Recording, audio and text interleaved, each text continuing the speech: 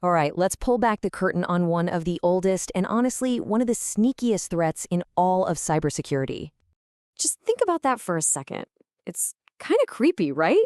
We've got this image of hackers, smashing through digital walls with brute force. But what if the biggest danger out there doesn't break in? What if it just politely knocks on your front door and waits for you to open it? And that right there is what we're diving into today. Because in our digital world, the real danger, well, it often shows up with a friendly face, just waiting for that one little click of trust. So this whole idea of hiding a threat inside a gift, it's an ancient trick. And it's exactly where this type of malware gets its very famous name, the Trojan. Okay, so here's the textbook definition. See, unlike a virus that latches onto your files or a worm that spreads all by itself, a Trojan's whole game is deception. It's all about pretending to be something you actually want.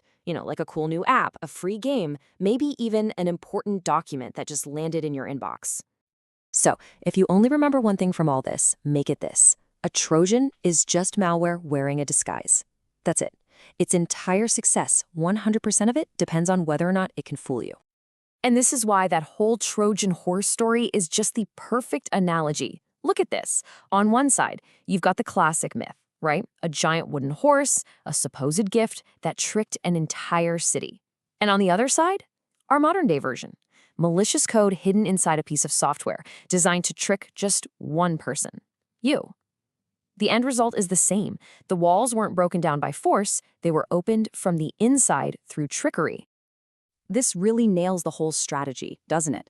The threat itself is totally hidden, but the way it gets in, it relies on something you trust. It could be a program, an attachment from someone you think is your friend, or a download from a website that looks totally legit. Okay, so let's say the trick works. You've clicked the thing, you've run the program, you've let the horse inside the gates. What happens next? How does this silent sabotage actually start?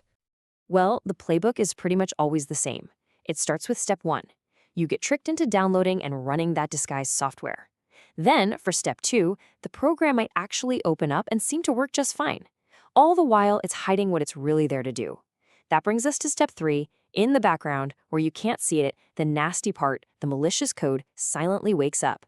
And finally, step 4, the real attack begins. The attacker can now get in, maybe steal your data, take over your machine, or even use your computer to install more malware. Silent, persistent, dangerous. These 3 words, they just perfectly sum it up. It's silent, so you have no idea it's even there. It's persistent, which means it'll just hang out on your system for weeks, maybe months. And it is absolutely dangerous, because it can do so much damage long before you ever figure out what's going on. And make no mistake, Trojans are specialists. They have different jobs. You've got your backdoor Trojan, which basically just props open a secret door for an attacker to waltz right in. Then there's the banking Trojan. Think of it like a digital pickpocket, specifically designed to hunt for your bank logins. A downloader Trojan. That one's job is to get inside and then open the floodgates for even more malware to come pouring in. And a spy Trojan? Yeah, that one's creepy. It just sits there and watches, recording everything you type, every site you visit. So, are you seeing the pattern here? The one thing that connects every single one of these attacks? It's you. A user's action. The infection literally cannot happen without your help. All right, so that brings us to the most important part of this whole thing. Because, knowing about the threat is half the battle, but knowing how to stop it, that's everything. And this is actually the good news. Since Trojans are completely dependent on you to act, that means you hold all the cards. You have the ultimate power to slam the door on them before they can even get a foot inside. So how do you build up that defense? It really comes down to a few super important habits. First, get a good, reputable antivirus program and let it do its job. It's your first line of defense. Second, keep everything updated. Your operating system, your apps, those updates often close the very security holes Trojans love to sneak through. Third, and this is a big one, just be skeptical. That email attachment you weren't expecting, that weird link from a friend, treat it with suspicion. And last but not least, only download software from official, trusted websites. Seriously. That free version of an expensive program is one of the most classic Trojan traps out there. It almost always comes with a hidden price tag. Okay, so if we boil all this down to one single golden rule, what is the most important thing you need to remember?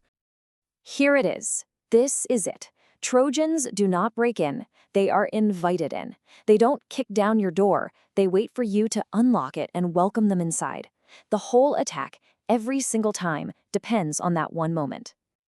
And that means your most powerful weapon is incredibly simple. Think before you click. Just that tiny pause, that little moment of hesitation where you ask yourself, wait, is this legit? That is often the only defense you will ever need. It's simple, it's free, and it is unbelievably effective. Look, a Trojan's only real power is its ability to deceive you. But now you know the trick, right? And once you know the trick, the magic is gone. So the only question left to ask is, how are you going to protect your digital space?